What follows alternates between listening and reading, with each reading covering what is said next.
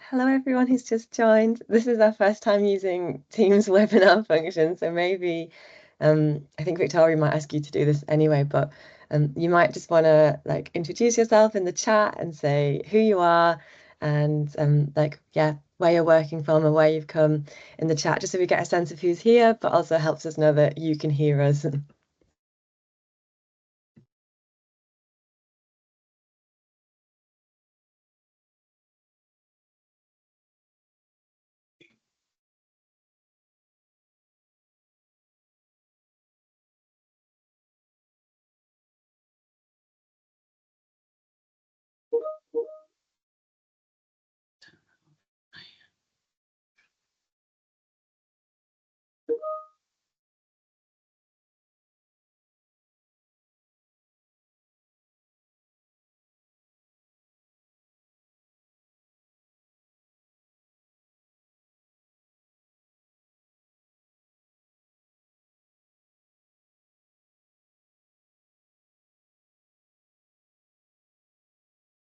Turn that sound off, sorry.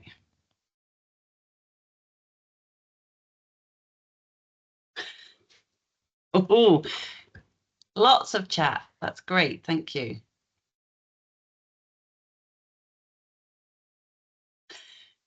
Thanks ever so much, everyone. So I am Victoria Williams. I'm the director at Food Matters. And as Ruth just said, if you've just joined and didn't hear her say, if you can, we don't have time to introduce everyone, but if you can put your name and where you're working and what your role is in the chat, that's be really helpful for us. And it's just interesting to hear, to find out where everyone's coming from. So I'll just give it a couple more minutes just so that we can get as many people into the webinar as we can before we kick off. We only have an hour and a half and we've got 4 fantastic speakers, so I want to make sure that we've got plenty of time for those presentations and then question and answers.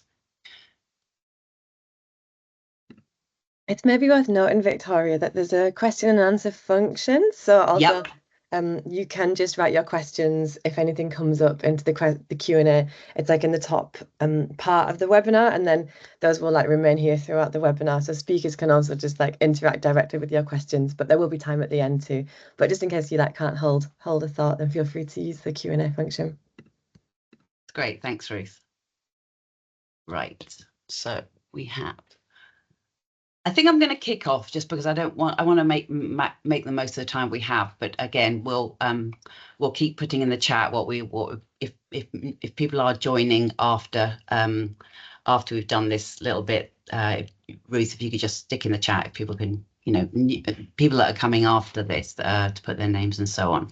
So as I say, I'm Victoria Williams. I'm the director at Food Matters, and I'd like to welcome you all here today for our Sharing Best Practice webinar. Which is a second in a series of webinars.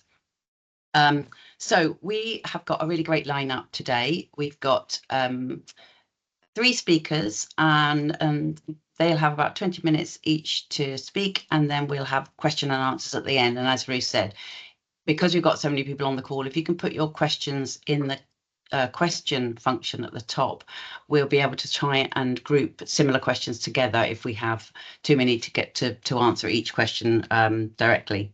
So we'll have the speakers and then we'll have the question and answers.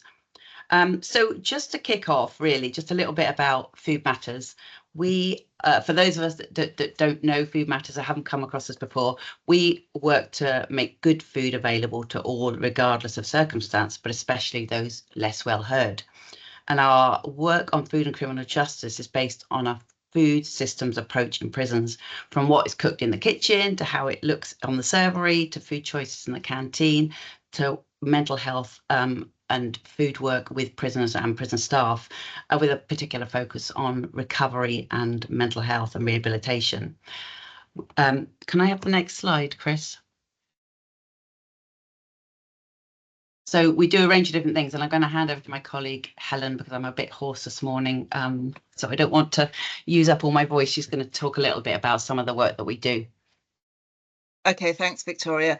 Yeah, I particularly wanted to mention 2 publications that we have, and particularly for people who work in prisons who might not be aware of them.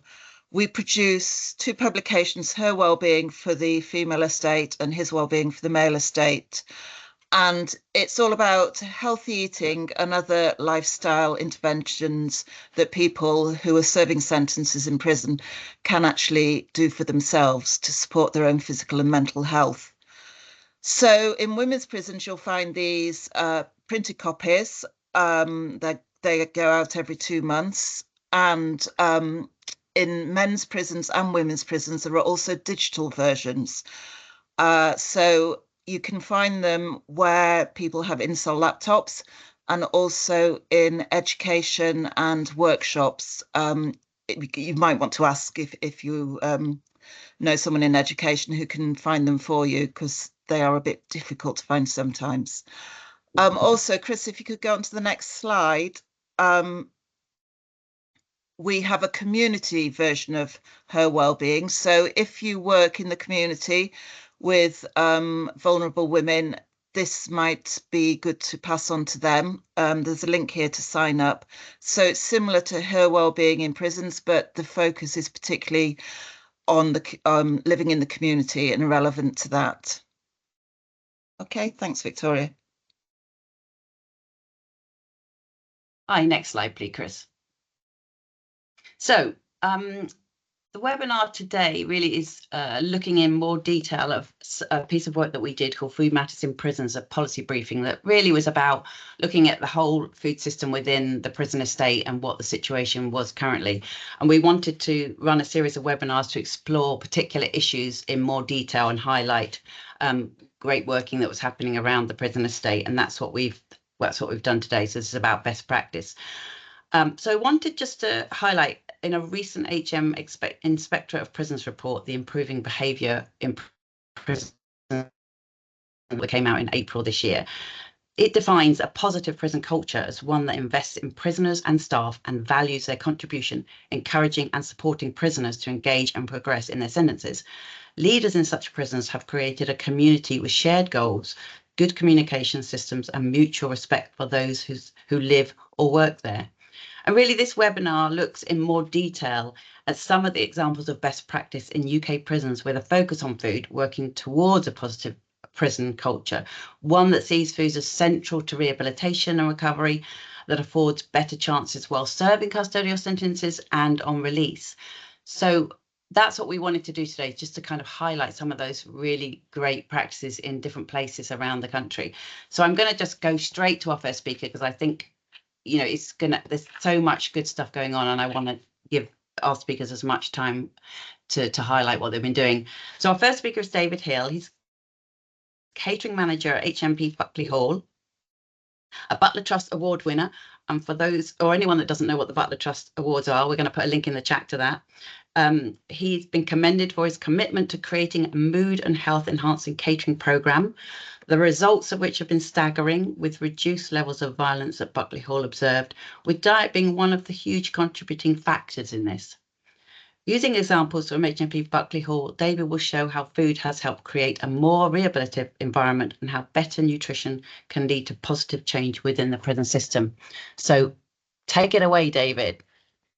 Thank you. Straight in there. Well, welcome everybody. Good to see so many faces, kind of.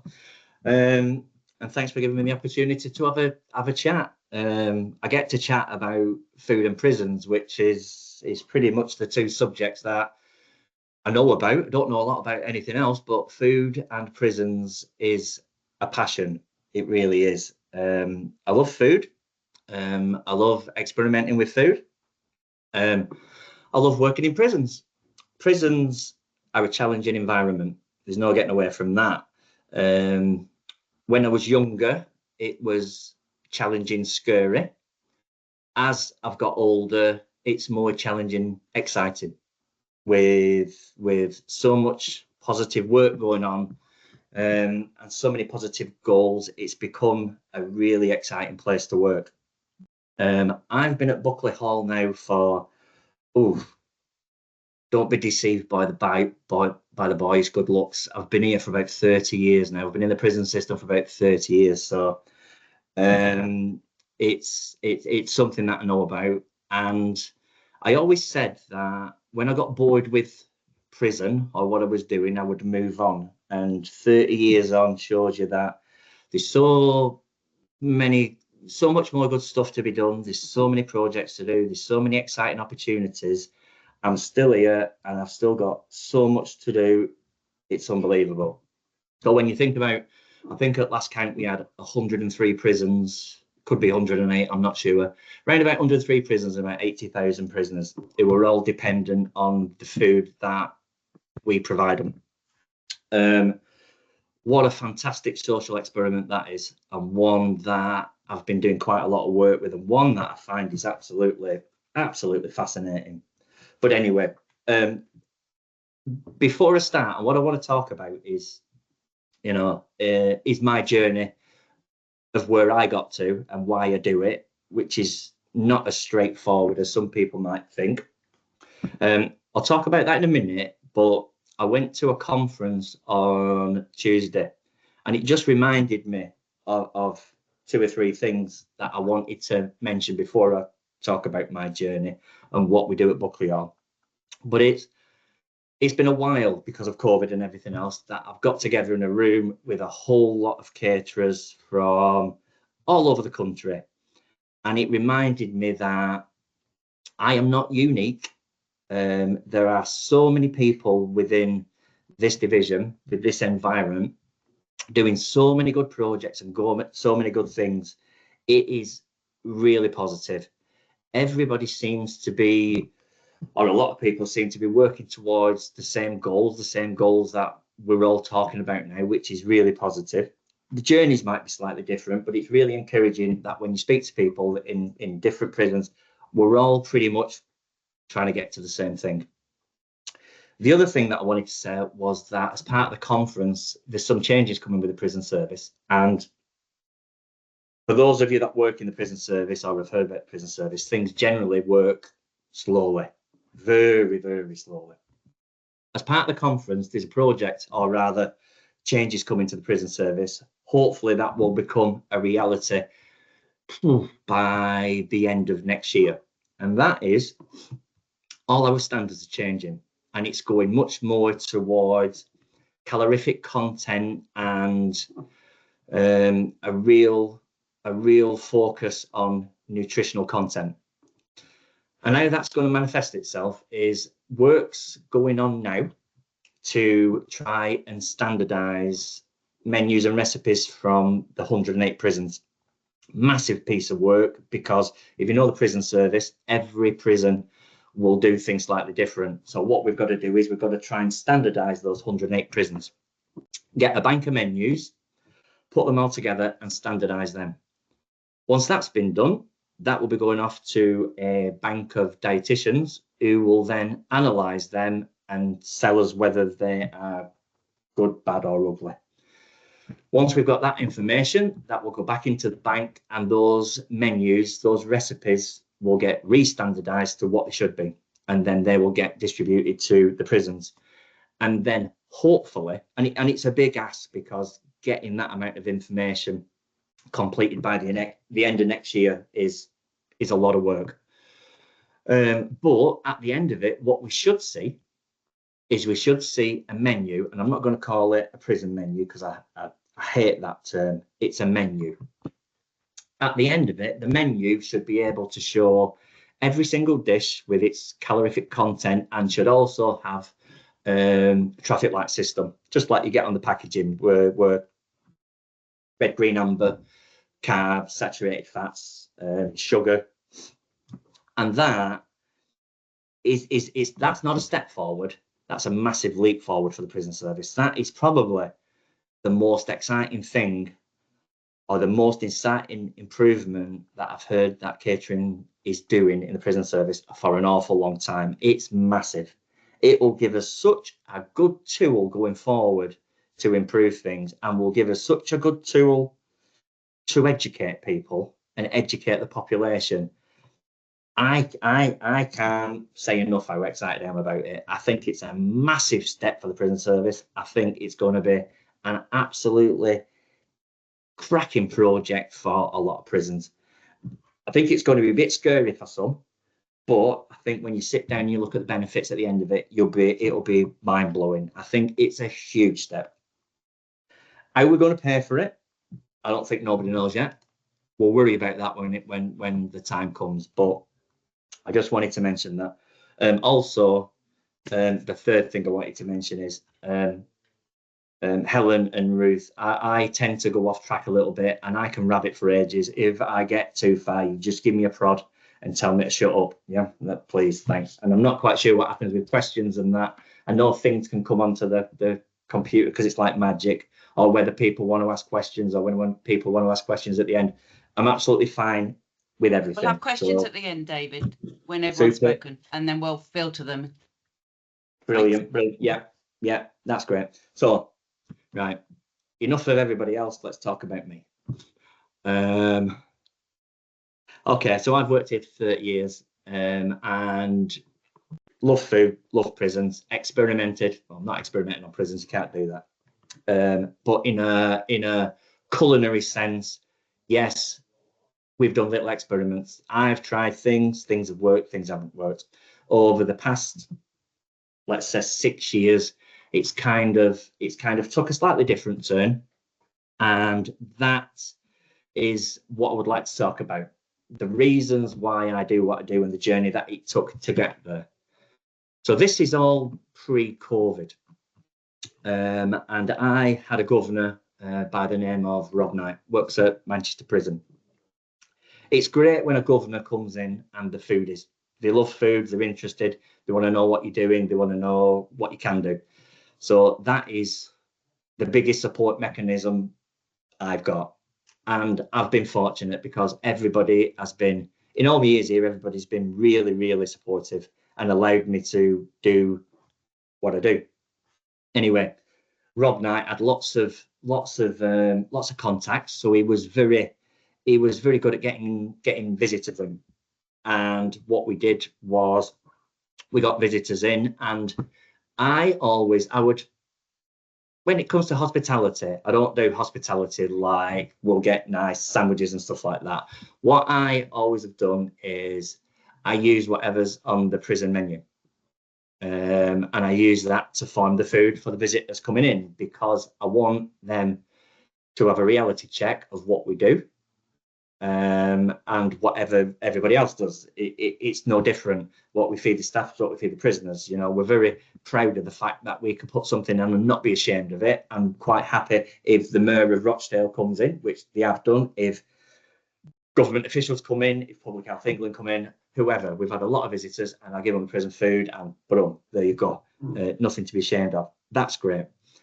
Now, what happens then is when you get visitors in, visitors will generally provide different opportunities to come in. And I got an opportunity to go to a conference or a seminar up in Durham.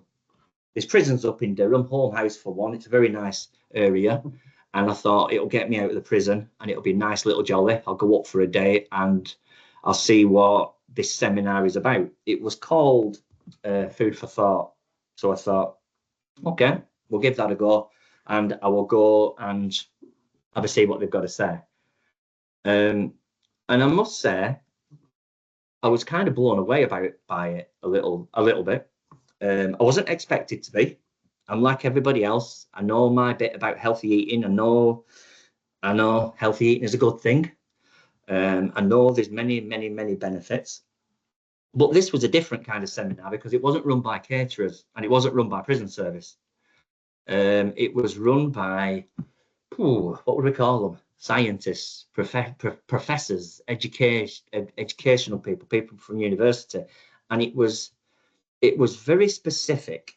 It was very much a seminar about, if you give a prisoner, sorry, not a prisoner, it was nothing to do with prisoners. If you give a person this food, it will affect this behavior. If you give a person this food, it will affect their conduct. This food will increase concentration levels. this food will make people lethargic, dull, and not wanting to do anything. If you eat this type of food, it will set off enzymes in the body, which will improve mental health. And it was very much a scientific lecture. And I took a lot out of it, and I made a lot of notes. And it gave me an awful lot to think about. And a lot to think about in a different way than I've thought about healthy eating before. And that's, on the drive home, I was pondering it. And I was thinking about everything that everybody had said. And I said, right, okay, so I've got 80,000 prisoners in the prison service. And what I feed them, if I change the way that I feed people and rethink about how I'm doing things, I can affect behaviour and conduct and concentration levels. I can improve people's mental health and well-being, which means ultimately what we do is the foundations of everything.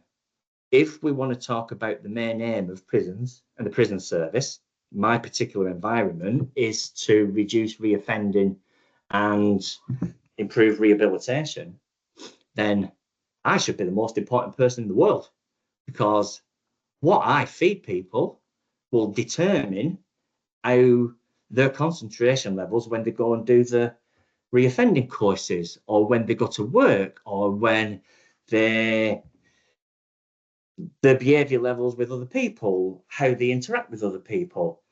And that really was kind of epiphany for me. I kind of came back and thought, wow, we know healthy eating's important, but actually it's maybe a little bit more important than I thought it was. And why on earth are we not top of the shop when it comes to, why do we not get, I don't know, maybe I don't particularly want to say recognition like we should get, but it certainly should be given much more importance in my mind of what we have been given. And I thought, right, okay, right, what do I do about this now? So I went to the governor, I went to Rob Knight, and I told him everything that I've just said there. So I've been on this thing that you've sent me, and you've sent me on it. And really, if we want to change things, then I want to do everything that it says on this seminar, everything that I've learned, and I want to do it 100%. I don't want to take pieces of it. I don't want to give it piecemeal. I want to do it 100%. And that, well, sorry, just before that, I looked down. I came up with basically about 10 principles that I thought I would have to adhere to, no matter what, to do everything what it said in the seminar. If I wanted to change things, I think I had 10 principles that I had to adhere to. And I took these 10 principles and I looked at the menu. And I basically, my menu at the time, I basically scrapped it because there was that many changes that I had to make. And I thought I was doing all right, but I thought there was that many changes that I would have to change. I practically would have to start again. So I went up to Rob Knight, who was a governor at the time, very supportive, and I said, I want to change things and see what happens, which is quite scary for a governor to hear, if I'm totally honest, because I said I will change things, and I will change things quite radically, and we will do things that we've perhaps not done again. I was expecting quite an argument, but I didn't get one. Didn't get an argument. He said, okay, I trust you. Let's go for it. So I said, if we do everything that I want to say, then if I do this, you should see this happen. And that is the ultimate goal. That's what we wanted to do. And Rob Knight said, fine, tell me what you're doing and get on with it. So I said, fine. And that really was the start of my journey going forward. And, you know, the principles, which I'll tell you about shortly, have kind of stayed with me since the 5 years ago. And hey, don't get me wrong, there's been challenges. Everybody knows about the challenges over the last, I don't know, probably 4 or 5 years. There's been one after another. I'm not just talking about COVID and Brexit. There's been many, many, many challenges worldwide. and locally. God, I didn't have a kitchen for 12 months, but it doesn't matter. And it's why I've not talking about dishes too many, because what dishes I put on doesn't particularly matter as long as I stick to my 10 principles. There's 11 actually, because I thought about another one. But as long as I stick to these principles, then what I put on the menu doesn't matter as long as I follow those. And no matter what challenges we faced, I've tried to stick to one where I can. There has been compromises, and I'm disappointed that I've had to make some compromises. Not massive compromise, but compromises never mind what they are. They are compromises. But as things have travelled down, I'm clawing back at them, and we're getting to where we were probably 4 years ago. So that's the goal now. The menu is still adheres to the principles, but we did make compromises, and we're getting back there.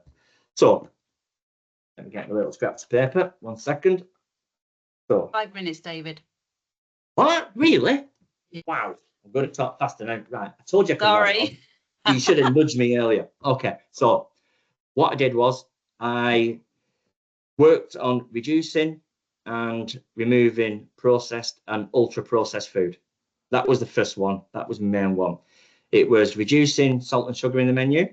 It was reducing carbs and introducing healthy carbs. It was removing all the fried products on the menu, including fried potato products. That was a scary thing for the governors. They were going.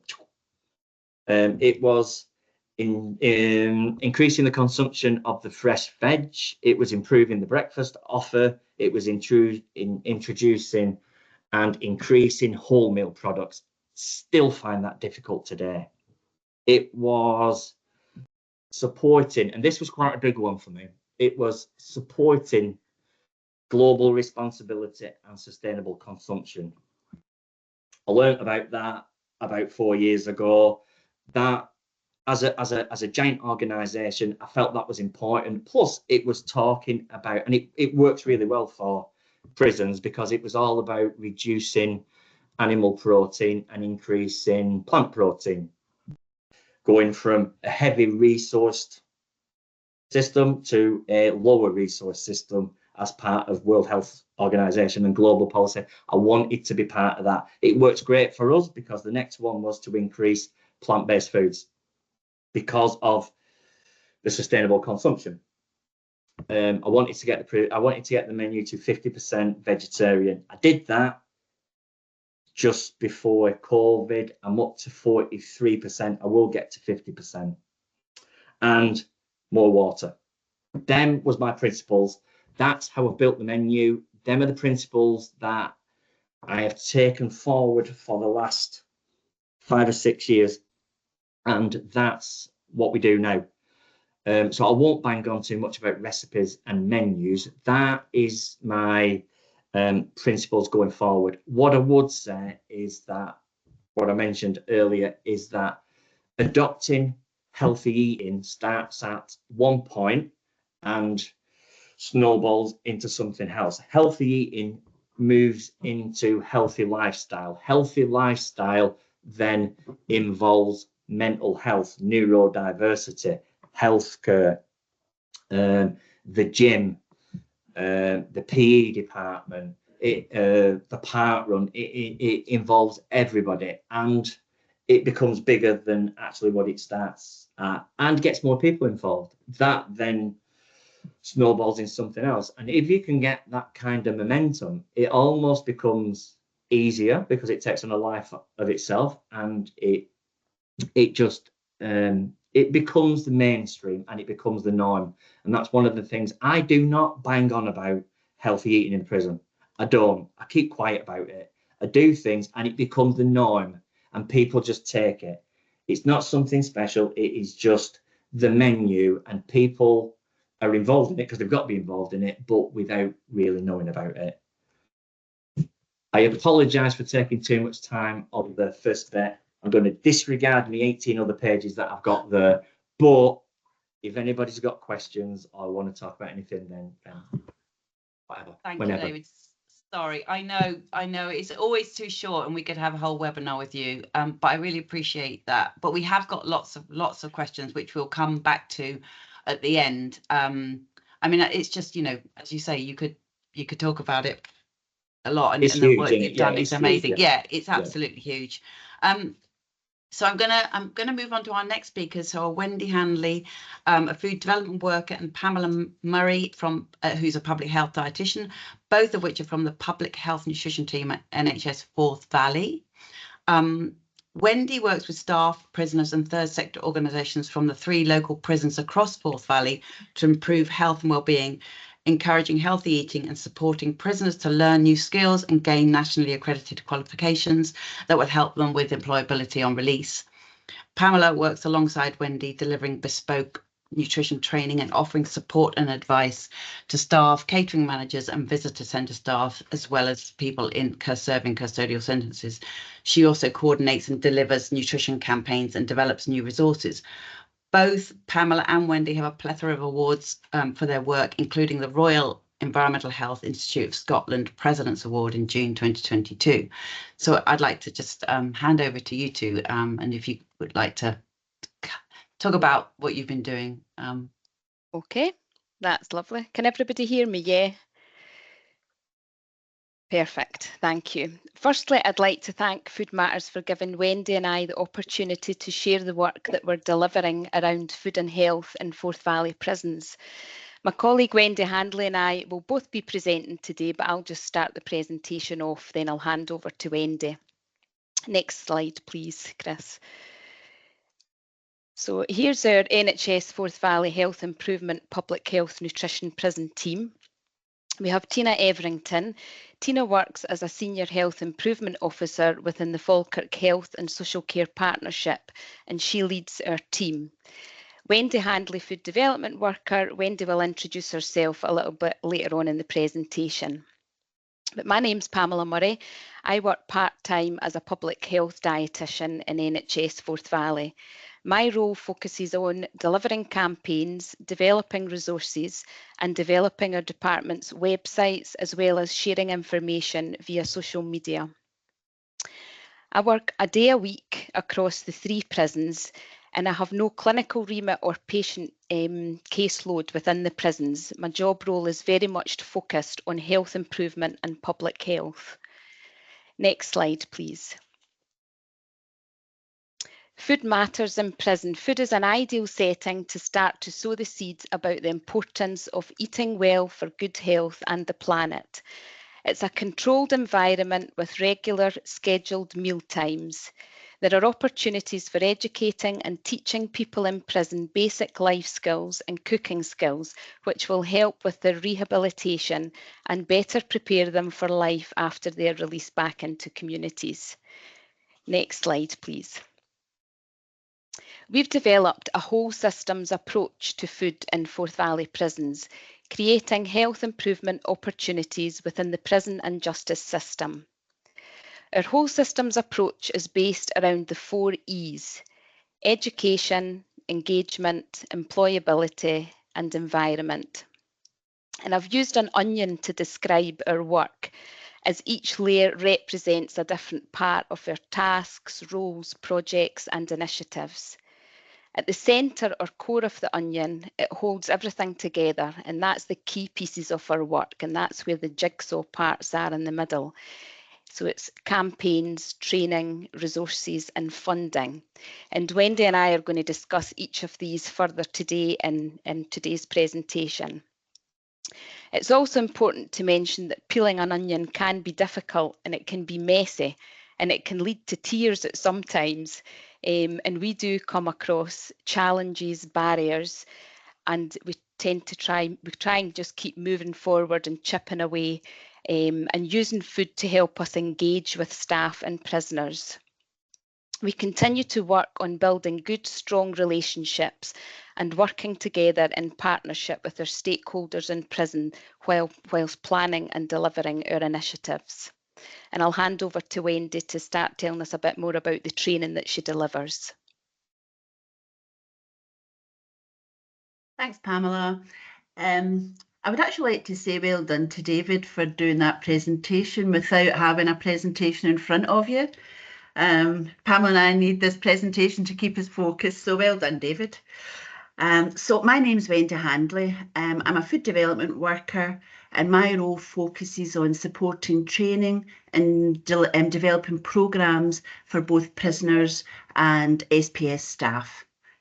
Today, I hope I can give you a flavour of how some of these projects can transform some lives of people in prison. Next slide. So we offer qualifications that increases employability and builds capacity. We offer accredited and non-accredited training. We facilitate growing, cooking, food, health and nutrition courses to SPS officers, visitor centre staff and to people in prison via the life skills. We recognise achievements and we celebrate successes. This gives people in prison a chance to improve their knowledge, cooking and budgeting skills. We build capacity of prison staff. We're a small team. Pamela has 1 day a week and I've got 3 days a week working in 3 prisons over the Forth Valley area. So we train and upskill SPS staff, including life skills officers, healthcare staff and visitor centre staff. And by training staff to deliver food and nutrition workshops, this makes our projects more sustainable. We use innovative and creative approaches. We teach and share key messages, nutrition messages using campaigns and resources. And I'm very lucky to have Pamela, who's very skilled at developing interactive quizzes, games and competitions. We work with some of the most vulnerable people in society, and some of the young people that we work with have disengaged from school from a very early age. So coming into an environment, an education environment, can be very intimidating for them. So with the great resources, we've got a wealth of resources. This makes it easier for the young people to engage in their education. Next slide. One of the core programmes that I deliver is a 6 weeks life skills class for pre-release prisoners with 1 year or less left of their sentence. I'm fortunate enough to have a peer mentor, a prisoner in the prison to support to deliver the courses. And Pamela and I thought it would be good to put a case study that we've been working on. We've changed his name. He's a peer mentor in Pullman young offenders. So I'll just talk you through his journey. In 2020, John was given a 7 years prison sentence at the age of 17. Early on in his sentence, John's behaviour was quite disruptive. He didn't engage in any programmes, education or group activities. After a few years, John matured. He engaged in more programmes within the prison, such as education, peer mentoring and life skills. John was a peer mentor with us for 3.5 years. The qualifications John gained during his sentence was a 10-week peer mentoring programme, REHIS elementary food and health, food hygiene and practical cooking skills. REHIS stands for the Royal Environmental Health Institute of Scotland, and they're a charity that supports the hospitality industry in Scotland by offering training and qualifications. We also have another charity that comes into the prison once or twice a year and delivers events, and they're called Springboard. Springboard support unemployed and vulnerable young people to get back into employability. And John was very proactive in Springboard's events, and he encouraged other prisoners within the prison to come on to the course. They had employers from the community coming in, they had local chefs, they would do CVs, mock interviews. So it was a week full of education and supporting them for them on their release. He was also actively involved in the Veg Power campaign that we ran. Pamela will say a bit more about that. He attended various REHIS courses and became one of our prison nutrition champions. In February 2024, John was transferred to Scotland's only open prison, Castle Handley. He was there for 6 months before he got released on parole in August 2024. John was released early at the age of 21, and using the qualifications that he gained in Pullman, he's now volunteering in his local Citizens Advice Bureau. Next slide, please. And we put this slide in, it's one of our successes. We like to celebrate all our successes. It's called the Grow, Cook and Learn project, and this was delivered at HMP Glencoe Male Establishment. We had 5 prisoners awarded 2 qualifications and certificates, REHIS Elementary Food Hygiene and Grow and Learn Cali Award. We did this in partnership with the Royal Caledonian Horticultural Society, our horticultural officer at Pullman, and one of our team who works in growing. I know the slides are going to be shared, so I'll not talk all through the slide. We've got some of the pictures there of the Cali Award. The Cali Award is a 60-hour course. It's non-accredited, but they can do it over a month or over 6 months. So it's a good award. And one of the quotes that we got was, "I knew a little about gardening before I came in, but this course has given me an interest in horticulture, and I would like to do some more when I get out." The Cali Award is basically a stepping stone for anybody that wants to get into horticulture when they're released from prison. Next slide, please. Thanks, Wendy. I'm going to just tell you a wee bit about our campaigns that we run. We adopt a universal prison-wide approach to deliver our campaigns to help increase engagement, teach key messages and encourage a healthier environment. We support both national and local campaigns. We use campaigns as a creative way to teach, educate, encourage and empower people in prison, their families, visitors, as well as SPS staff to opt for healthier lifestyle choices. We use innovative and creative approaches. The resources that we develop during our campaigns, we use these to engage, teach and share key nutrition messages. For example, during National Sugar Awareness Week, we developed a Guess the Sugar picture quiz that used items off the canteen sheet with teaspoons of sugar, how many teaspoons of sugar are in the bottle of cola and things like that. So we developed that quiz as part of that campaign. We've also developed in-cell posters and regularly share short videos on the in-cell TV screens. We've also used campaigns to engage with prisoners, offering practical food activity sessions and food focus groups, which are a great way to give prisoners a voice and let them know that their comments are being heard.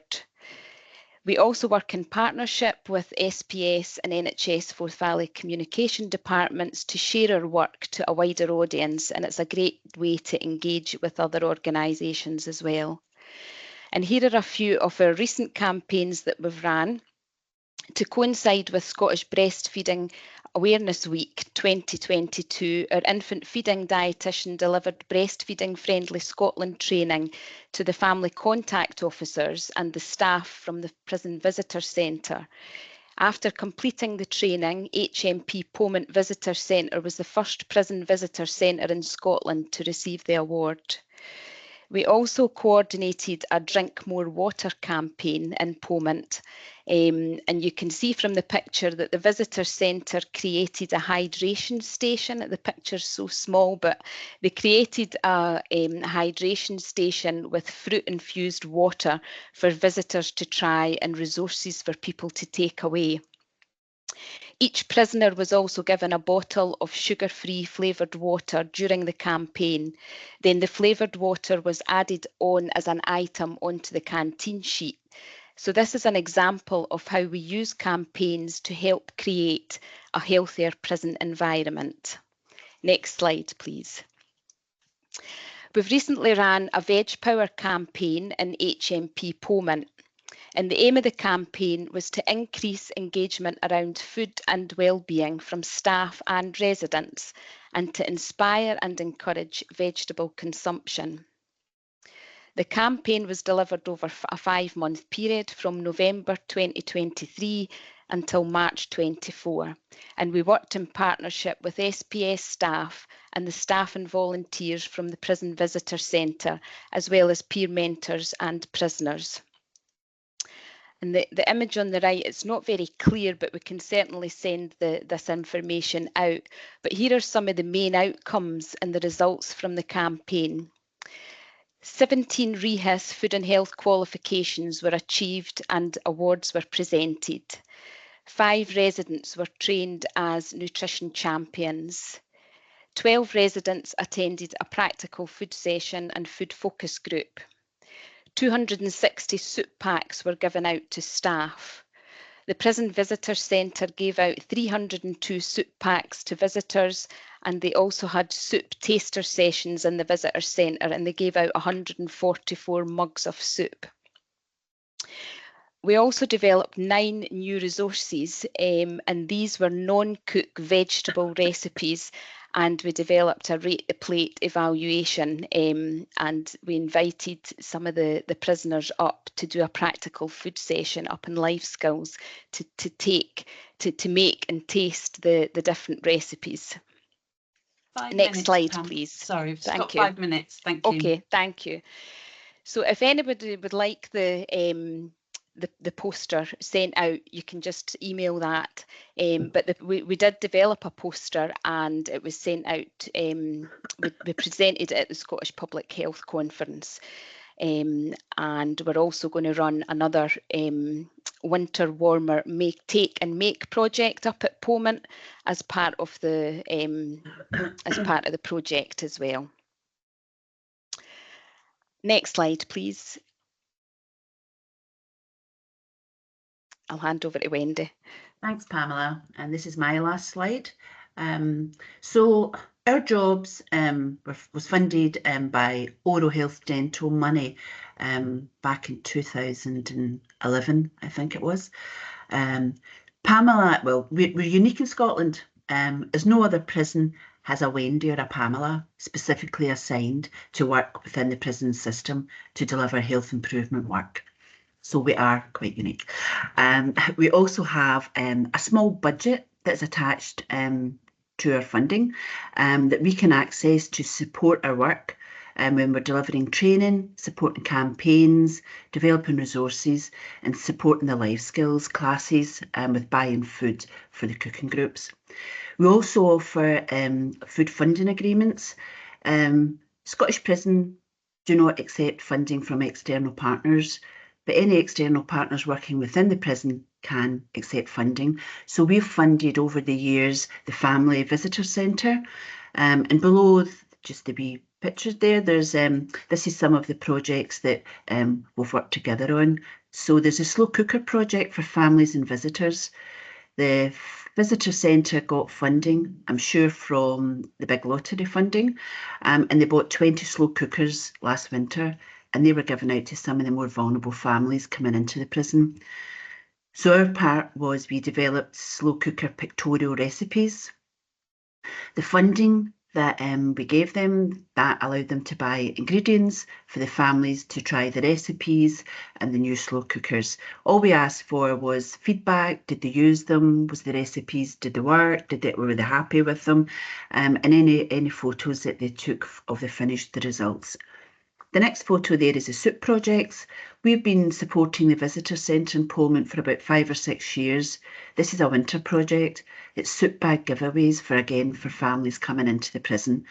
And the soup bag consists of a couple of carrots, onion, potato, small bag of lentils, stock cube, and one of our soup pictorial recipes. Very, very popular.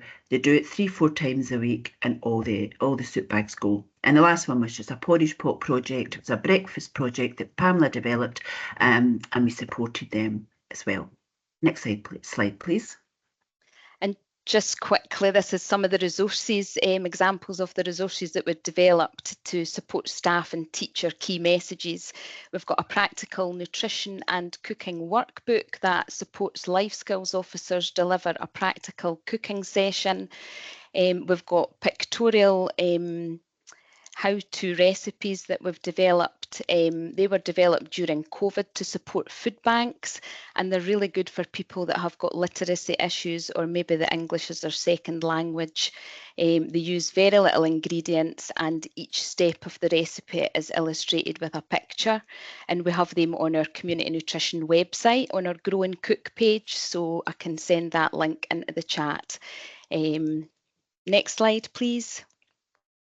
And that was just some of a few of the successes, and we like, as Wendy says, to celebrate our successes. Wendy's won a couple of prestigious awards, and then we have our Veg Power Nutrition Champions at HMP Pomont receiving their awards. And that was the Breastfeeding Friendly Scotland Award being presented at HMP Pomont, and then the REHIS Award at the bottom. Next slide, please. Many thanks for listening to us, and that's Wendy and I's email address. If you've got any emails, please get in touch, and we also have a link to our community nutrition website where you can download some of the resources. Thank you. Thank you. Thank you so much. That's just such a lot to pack into 20 minutes again. I know it's never enough time, but thank you both for that. I was really interested to see that you were making use of kind of national campaigning like Veg Power. I think a report that Helen and I wrote when we worked in Wandsworth kind of highlighted some of those campaigns that potentially prisons could make the most of, like Sugar Smart. So really, really interesting to hear that you did that. We have got lots of questions coming in, but again, I'm going to hold off until everyone's spoken. So we're now on to our final speaker, Victoria van Rooyen. She's the Operations and Training Manager at the Right Course. Having worked in hospitality for many years, Tori now brings her skills and knowledge to the Right Course, a charity working in prisons focusing upon employment skills in prison training restaurants. The charity aims to give opportunities to learners by building skills and confidence, leaving them ready to move into hospitality roles upon their release from prison. So over to you, Tori. Thank you. Thank you so much. I'm going to try and pop my slide up. Hopefully this works. Thanks for having me, everyone. I'm just going to navigate my way through this. Right, I'm going to share my screen and find my document. One moment. Okay, so excuse me a second while I find it. Again, while Tori's doing that, do put any questions you have in the Q&A box, and we will hopefully have about 15-20 minutes to go through some of those questions. There's lots coming in already. Right.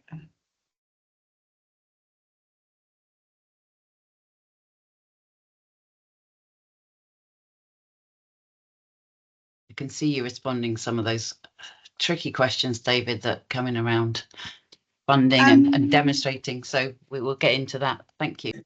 Sorry, 1 second. I'm not sure what you guys can see. Can you see me rather than my PowerPoint presentation still? We can see, yeah, we can see the group chat. I mean, we can see everyone on screen. Fab. 1 moment then. I'll just ping it. Oops. Can we see that? Yeah. There we go. Yeah. Perfect. Yeah. Okay, great. Thank you. No worries at all. Thanks so much for having me again. I'm sorry about that. I always get nervous about my tech. Okay, so yeah, I'm Tori van Rooyen, and I am training and op manager for the Right Course. We operate in prisons in restaurants there, and training restaurants there. So I'm just going to scoot through my slides. I've got some of them are quite wordy, so apologies in advance, but I thought it'd be really great to get some feedback from some of our partners and learners as well. Okay, about us. So briefly, Fred Sirieix and Simon Sheehan. Fred Sirieix is our trustee and founder, and Simon Sheehan is our CEO. They did a pop-up at HMP ISIS in 2017 where they thought they were onto something with running training restaurants in prisons to potentially bridge the staffing gap in the industry with the focus on reducing reoffending. So this led to the beginning of our partnership with ISIS and Novus, who are the education provider at HMP ISIS, and then the opening of 3 more restaurants, and then a partnership with our very first open prison, which is at HMP Sudbury at their restaurant, The Secret Diner. So we have our own The Right Course Essential Standards module and standard operating procedures, and they're all collaboratively written by myself, Simon, Fred and Jen, who is actually our front of house manager at The Escape, which is at H&P Wormwood Scrubs. So on the screen there, you can see our logos there of our restaurants that we currently work in. Some of them, or one of them, as I mentioned, the Secret Diner, which was a restaurant sort of outside the wire, I like to call it, at H&P Sudbury, which we only really got into September this year after a showcase we did. And then there's Bertie's, which we built from the ground up, as well as Restaurant Opportunity and Cafe Opportunity, which is the Welsh titles there, but my pronunciation is awful, so I say it in English. Apologies to anyone who's Welsh out there. And then The Escape, which is H&P Wormwood Scrubs, which we built, again, not from the ground up, but used sort of a shell of a facility and created our own space there. And then The Cookout, which is a kitchen which is operative from 2017 when we went in. It was a restaurant, and we've got some funding now to move it onto to have a bit of a facelift and get some work doing there, hopefully the middle of next year. So moving on. Okay, so some words from our founder, Fred, there. So some of you may or may not know Fred, but he's a renowned hospitality expert who's best known for revolutionising front of house service standards and bringing public attention to the industry. Through his role, some of you may have seen First Dates and also other television programmes, but he's predominantly celebrated for his expertise in restaurant management and front of house excellence, making a mark as a maitre d' on First Dates and also £1 Million Menu, where he supports chefs and restaurateurs in perfecting their guest experience. But going right back before that, he was a general manager at Galvin Windows, which is a Michelin-starred restaurant on the 28th floor of the London Hilton on Park Lane. That's where I, as a hospitality professional, sort of recognise him from, the work that he did there. And he was there for 14 years, building his reputation as an exceptional maitre d' and a hospitality expert. He is an all-round incredible trustee and a great mentor. It's really a privilege to work alongside him and Simon, our CEO, on the project. So moving on here, so our promise is The Right Course. As working in partnership, we commit to provide industry processes and standards, industry links to inspire, authentic work experience to be job ready, through the gate support and employment pathways for our learners that come into our restaurants. There's just there on the screen are a selection of people that, organisations that we work with. Some have offered employment, have given employment opportunities to learners, and others provide work experiences within our restaurants. So my job as operations and training manager is to liaise with organisations and encourage them to come in and do masterclasses within our restaurants, to give the learners sort of authentic experience to take with them when they're released. It's a really wonderful part of the job, and I thoroughly enjoy it. And you can see that they thrive from it too, which is amazing. Getting someone from the outside coming in, it just spurs sort of thought processes and gets them hungry and gets them talking about things within the industry that they might not necessarily have known of beforehand, which is fab. Benefits of the Right Course approach. Normalising the environment, bearing in mind, as all of you know, coming from the wings and then coming into a restaurant environment, it's really great to keep that consistency, so that they're sort of, prepared for when they're released of what it's like to be back out and working in spaces outside the wire. It also improves behaviours and empathy, working with each other, working as a team, developing industry relevant hospitality skills, again, great for employment upon release. Building relationships and teams, practical links with employers, that mention of the masterclasses, employer engagement is really key. Building practical links with employers, routes to employment, provision of food and beverage to the prison staff. So our restaurants serve as staff messes, aside from H&P Sudbury, the Secret Diner, because that's a public restaurant because it's outside, and the Cat D, and the rest are staff messes, which I think is a really good for the staff as well, to have a space, a welcoming space. They don't feel like they need to leave the prison. They can come in, relax. We aim for their restaurants to not feel like they're in prisons. So that's our aim anyway. So give them a nice, comfortable environment to be in. And then staff mental wellbeing and retention, meeting space again. So it's really, really important for staff to have a space that they can come and let off steam. Okay, and then the benefits for the learners. This is key. and a wonderful part of my job as well. I love it. So communication between themselves and us, confidence, hospitality skills, presentation, pride, responsibility, routine, team building, and to be work ready. I can't stress any of that and how important it is in my role to make sure that the delivery within the restaurant team and our education providers, that this is happening and it's encouraged with the learners, that their journey, they start to grow on the confidence with all of those things mentioned. It really does build them up for employability, confidence, and then, with the reducing reoffending, because we don't want them to come back to prison. That's the name of the game. Okay, working in partnership. So we've got a list there of our partners, education providers, and obviously HMP. So the model is partnerships between the prison, the education provider, and the right course. So we operate as a 3 within our restaurants, coming together collaboratively. It is really important that we sort of are all on the same level as each other, and we all meet regularly. Each prison is different. Obviously, they have this sort of initial standards, which is set by the MOJ, but then each prison and each restaurant environment is different because of how governors, reducing reoffenders, and the prison employment needs sort of sit within that. So we're very much kind of mindful of that, yeah, discretionary as well. So that's fab.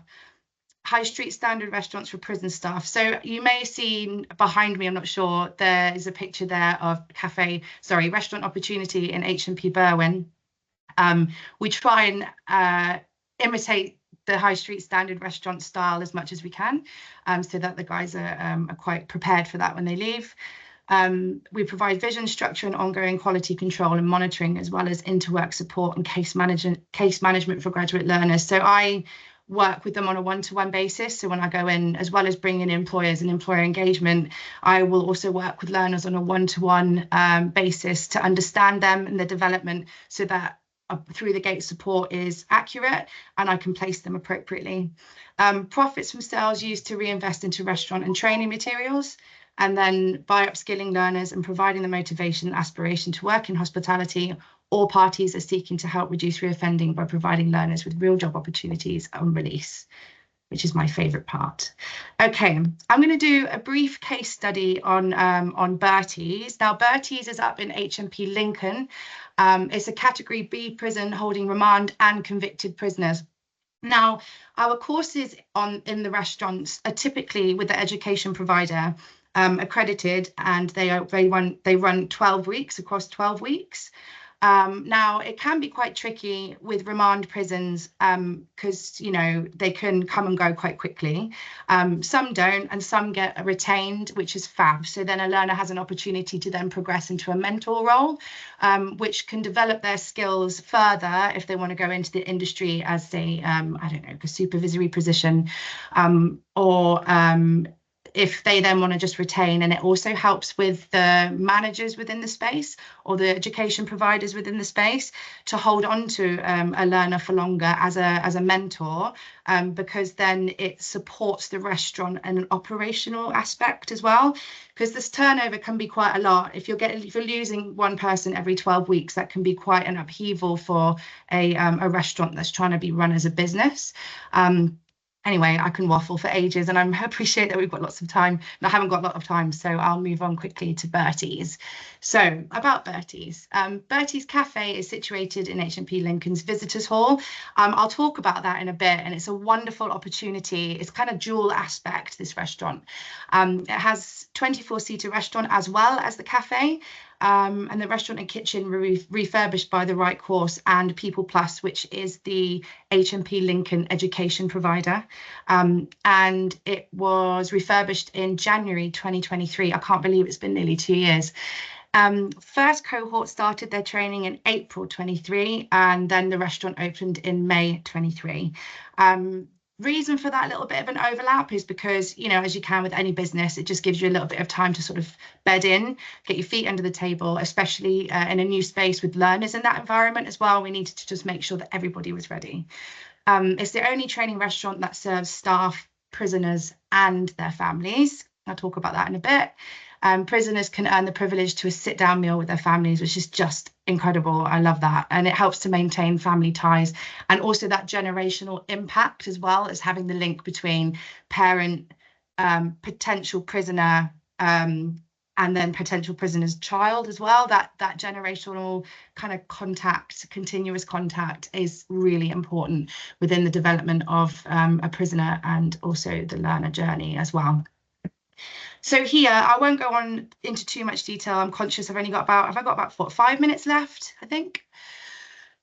So about 5 minutes, yeah. Yeah, 5 minutes, perfect, thank you.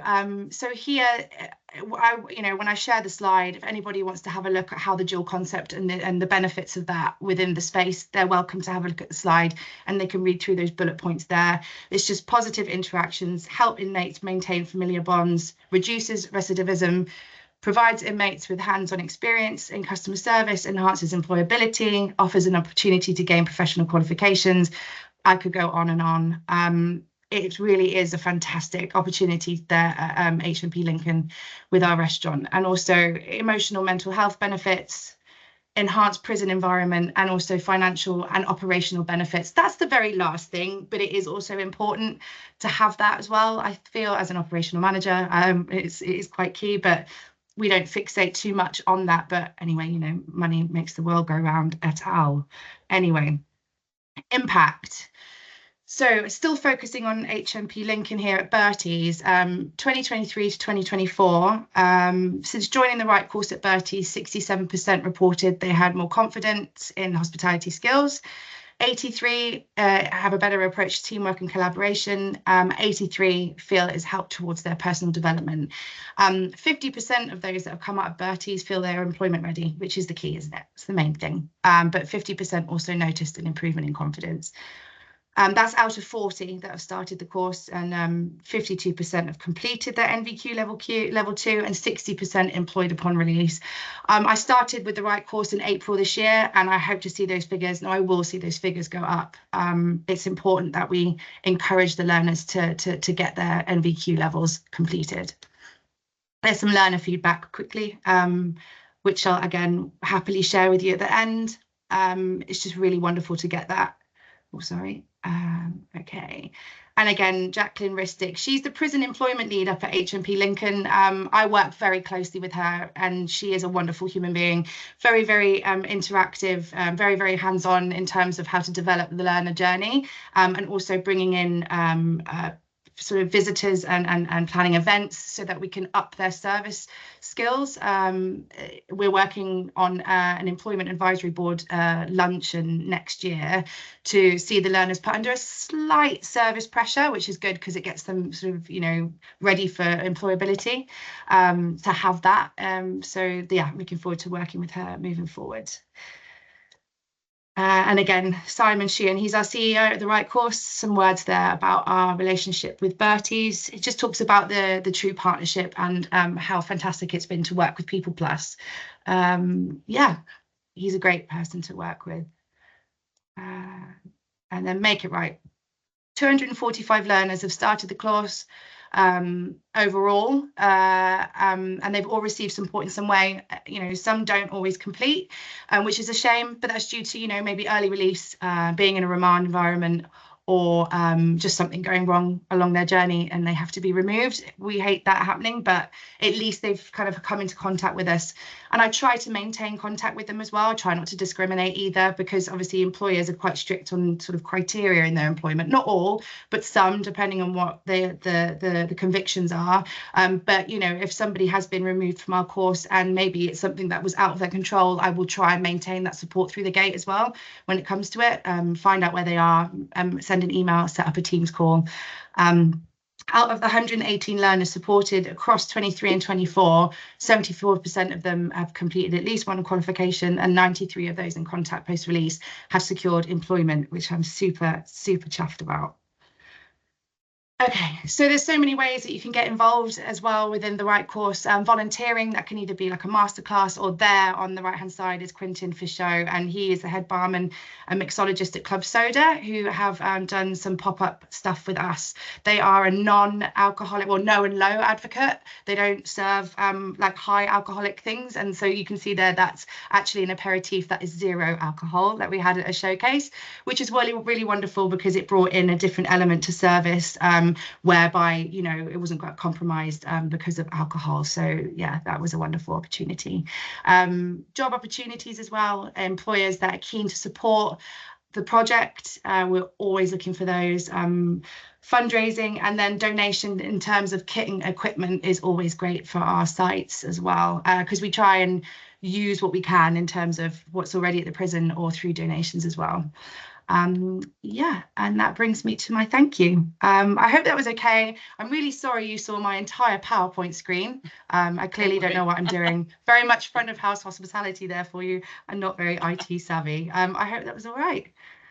That's great. Thank you so much. Don't worry, we all get stuck with tech issues. So I guess it's, you know, David's got the safest ways just to not to have one. So yeah. But I really appreciate all of your talks, and I think it's really interesting. We've got 20 minutes about questions, so, and we've got a lot of questions, so I'm going to try and get through as many as we can. I'm going to try and group them, and I just think it's interesting from the outset to think about I guess we've got someone who works in the prison system, we've got 2 people here from an NHS provider, and then we've got a charity provider, and some of a lot of the questions are, you know, based around money and how do we make this more, how do we fund this? So, you know, from David talking about the fact that, you know, you need to be creative about how to implement these changes without putting any stress on the already stressed budget. Pamela and Wendy talking about the fact that, you know, they're the only people that are doing this in Scotland. And, you know, you, Tori, coming in from a charity point of view, and, you know, the work that Food Matters does, it's, you know, it's trusts and foundations that are paying for this. So I guess I'm curious in terms of how, and a lot of the questions are around how do we make this more happen without any more money, because that's a reality. And then there's other questions around shared learning and around cascading and demonstrating change. So I'm going to kick off with a question back to you, David, in terms of thinking about the menus that you talked about, you know, the kind of bank that's being developed. What do you see as the biggest issue in terms of translating that great bank of recipes and menus into actually all the prison kitchens being able to deliver on that without stretching their already, as I say, very tight budgets? You know, is there one kind of element that you think is really crucial to that? Oh, you're a bit muffled. Sorry, is that any better? Yeah, great, thank you. So I think from what I heard at the conference, and bearing in mind that this is early days, it's just started, one of the questions was, what they're doing is absolutely fantastic and it's where we want to get to, but there was no conversation around money. And I think that's simply because they just haven't got that far. It's a little bit like me when I was doing the project. I wasn't particularly interested in the money. I was interested in whether it worked, and we would worry about the money after the fact. I think from headquarters, what they've said is they're going to put all the work together for the standard recipes and the dietitians, and then the results would then go to each individual governors to then have a discussion about how we do fund it, because it will be more expensive. There's no getting away from that, but that's a little bit above my pay grade. That's somebody else to discuss how they're going to fund it. I've got my own ideas because I've had to fund my own projects, and like everybody else, you've got to think outside the box a little bit. And if you want things to work, you've got to sit down and think, is there anything you can do for yourself? Because what I found is asking for money is a little bit futile. But if you can, I don't know, come up with your own ideas to make money, then doors seem to open a lot quickly, a lot faster. Can you just give us one example of how you've done that? Right, so I made it quite clear to the governor, which is kind of the opposite what normally happens, to say that I didn't want any money, because I wanted to know whether what we were doing or what we were proposing to do worked. And if it worked, it had to work in a realistic environment. And the reality is that if the governor gives me £1 million, I can make it work. That's easy. But nobody's going to give you £1 million, and nobody's going to particularly give you any money. So you've got to, first of all, see if you can work on your own. For me, it was a chance meeting at Thorncross. I went to Thorncross. I had a bit of a nosy around the place, like I normally do, and I just happened to stumble on an area of the prison that were actually making, I think they were making biscuits and cakes, and they were actually selling them to prisoners. I didn't even know that was a thing. Didn't know you could do it. So I went back and I tried something, and we made some cottage industries. We've already got a bakery, so I made like a bakery shop, and I made a grocery shop, and that seemed to work. It seemed really popular. We could do it, and we started to generate our own income, enough so that I could fund the project, and it's still going on today. The problem is now is that we were talking about workloads and resources earlier on, and that's turned into a bit of a monster now. That's making about, we probably do about £100,000 worth of sales a year, and that's me running that. So that kind of takes you off other projects, because that's become even bigger now. So you've got to manage that as well. But you know, there's ways and means to fund your projects if you think about it. Okay, so people should get in touch with you. all big things, they don't like it. Okay, thank you, David. I'm wondering, Wendy, there's a question for you and Pamela. You talked about the fact that you're the only project that's doing this kind of work that you're doing across all the Scottish prisons.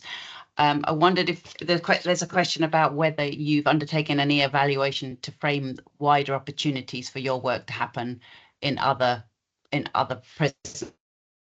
Okay. Will I answer that, Pamela? If you like, yeah. Yeah. The life skills that we deliver, we evaluate all our work. This year we had a national life skills event at Polmont, the first, so it was all life skills from all the prisons in Scotland. So I think there was 16 attended. And although we're saying we're unique, that's a tongue-in-cheek, you know, that Pamela and I are unique. But we were funded through the dental health money because of poor dental health in the prisons in Forth Valley. So our money came from there. And now, you know, because we have got a commitment, the NHS have a commitment to work in the healthcare in the prisons. There is no other NHS jobs like Pamela and I, health improvement, that work there. And that was highlighted when we had the event in the summer. All the the life skills officers had said that there was no other people like Pamela and I. So there's no money. We have investigated. I would like the job to be national that I do, but it's unfortunately can't be because there is no money to do that. So basically we just share our good resources with the other prisons and healthcare staff in Scotland. Okay. Yeah, and we have had more queries from other health boards of dietitians and health improvement staff going into prisons. For example, we had a meeting with the dietitian and health improvement officer from NHS Arran in Ayrshire. So as Wendy says, it was just we are trying to share our resources and network with others to save reinventing the wheel and things. Yeah. So I mean, that's some of the questions that have come up are around about how do we share resources and knowledge more effectively across, because a lot of these pockets of good practice are, you know, you just sort of stumble across them. So I wondered if for any of you, whether you have any thoughts about how you think this kind of the good practice that does go on, how do we share that more effectively, given that you're all, you know, working in pressed environments, and you know it's always an add-on to your roles. I think these webinars are a brilliant thing that we can actually start to have discussions and be able to share to share the good practice across and learn from each other. So this is a great starting point. I also think that the event that we had in the summer for life skills officers and other prisons, that was worth its weight in gold, because they could see the resources that we use. And Pullman is a pioneer for life skills because they've had the support from NHS and from health improvement as well. So for that reason, I'm now getting emails, and Pamela and I are sharing some of the resources that we use with other prisons in Scotland. So yeah, it's just either having events or just, you know, having a network of, is it life skills officers that gets together, having a network that they can, you know, have a bank of resources and, you know, just sharing good practice. Yeah. Tori or David, do you have any thoughts from your points of view in terms of sharing best practice or shared learning?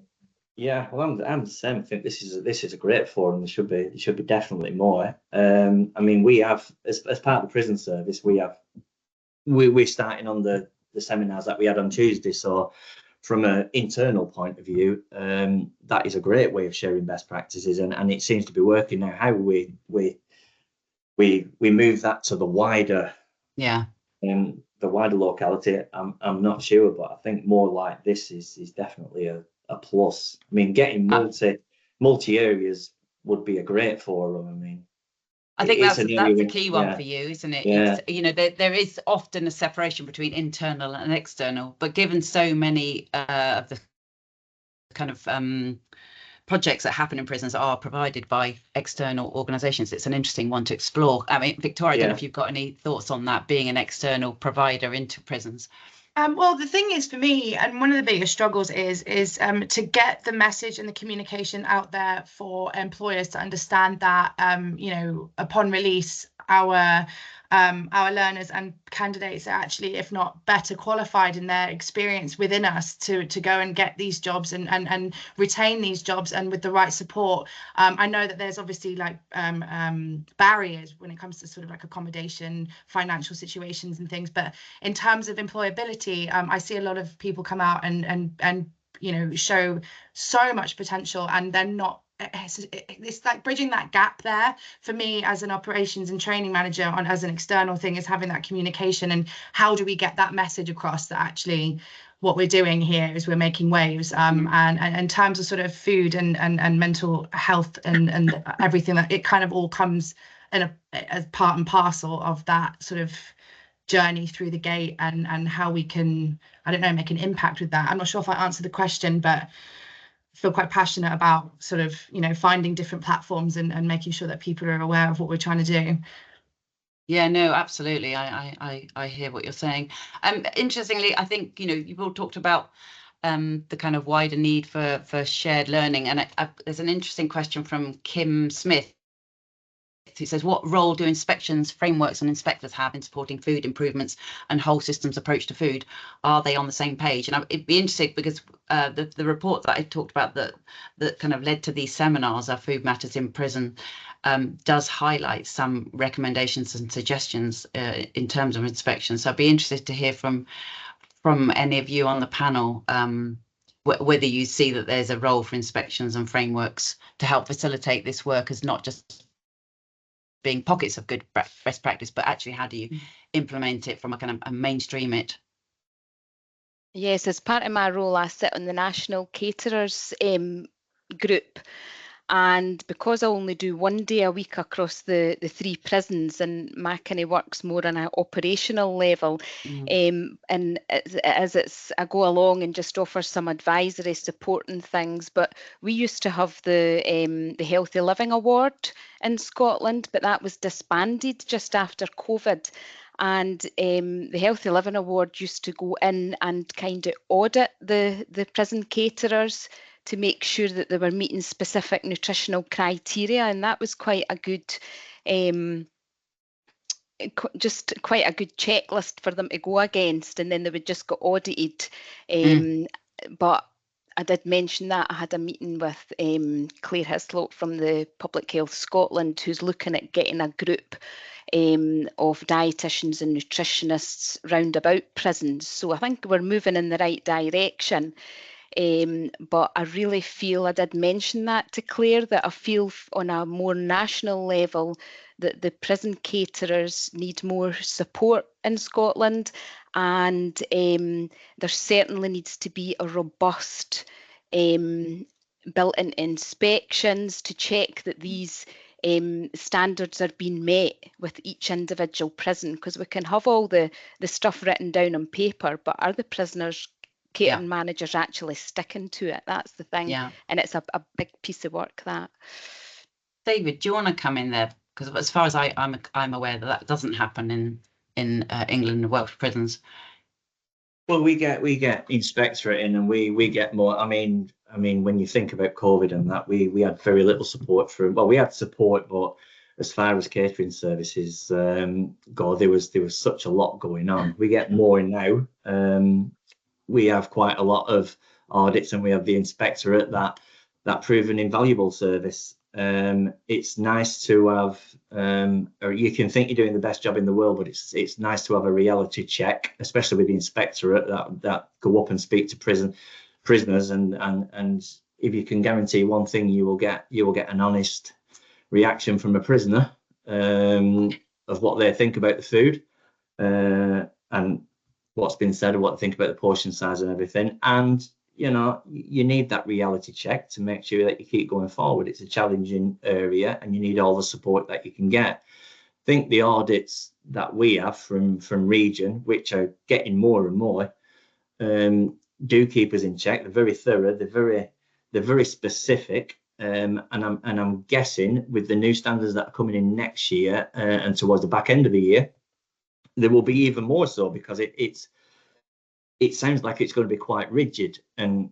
I think that's probably a good thing. I think that's what everybody needs, it to be a bit more rigid. I think they need to sort out the money problem, but if they're going to take this seriously, then you know, we should be being forced into making all the changes and giving all the information that we should be giving. Thank you, David. I've got one question here, and we're going to, as I say, we're going to have a webinar on food growing in prisons, but there is a question here that's asking, will there be any opportunity to enable catering managers to use farms and garden produce grown within the prisons? I know that does happen in some places. I just wondered if you had any thoughts on that, David, in terms of availability of and getting it into the kitchens. Oh, you're on mute. I don't know if you're on mute. Or... Oh, no, I can hear you now. I can hear you now. Yeah, no, it's all right now. Is it okay? Yeah. We used to have farms and gardens produce back in the early days, and we used to have all sorts. We used to get all our produce. We used to get about 50% of our produce from farms and gardens, including meat. And then that got disbanded, and we don't have only what we do locally now. So, which is not you know, we have polytunnels and we grow fresh veg, but not really to the capacity that we need. I think farms and gardens, Kirkham Prison, for example, they do supply some, but we don't get nothing from there anymore. It would be lovely to see, but I haven't seen that, certainly in the past few years, or not from my perspective anyway. But we'd be willing to take things from anywhere. I would love to have things coming from the farms and gardens department. In Glencoe, if I can just say that I know they don't use the produce in the kitchen, not sure for allergen reasons or for whatever, but there's issues sometimes. But what they do is they have the produce at the visitor centre for families to take away what they're growing. Thank you so much. I did have one more question, but I'm noticing we've got about 2 minutes, but I was wondering if you could suggest, all three of you, if there was one national or regional policy that would support this work to ensure all prison residents benefit from a whole settings approach to food. Slightly big question to end on, but if there was one thing that you could do within your capacity, what would it be? Is that to us? Is that to us all? Sorry, yes, to any one of you. Yeah, sorry. No. Policies. Well, we work to the... Sorry, on you go, David. Yeah, I'm just thinking, to maybe do some more studies in from me within prisons to determine that, or to educate people to say that food equals this outcome, and maybe find a way to take it more seriously and give more support into that, because it just seems that we really should be the foundation or the starting point for a lot of things, and I don't think we have that at the minute. So if we can push that forward to say, you know what, foundational food is the starting point for everything. Yeah. Let's educate people to really understand that, and understand what, you know, the benefits that means further down the line. Yeah, absolutely. Thank you. I know it's a big question with a little answer, please. I've got one just to contribute, if that's okay.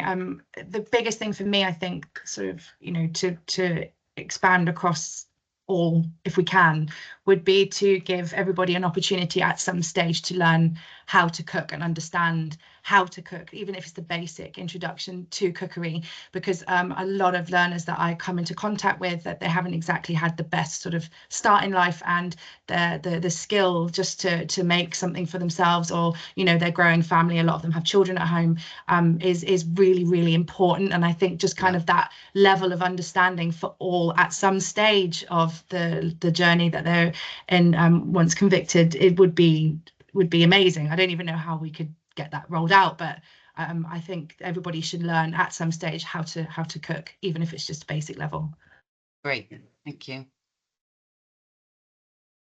Yeah, I would like our work to be more built into more national policies and things like that. And I think these are good opportunities to share the work, so our work gets recognised as well. That's fantastic. Thank you. Sorry to cut you off at the last minute, but thank you to all our speakers, Victoria, Wendy, Pamela and David. If you have a moment, please, can you just complete the poll that's up on your screen now, because it will just help us to make the webinars more relevant and more useful to you, those of you who are listening. So thank you so much for your time, and thank you to our speakers.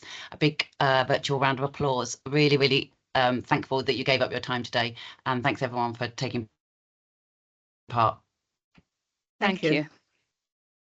Bye. Thanks for having us. Thank you. Bye. Thank you so much.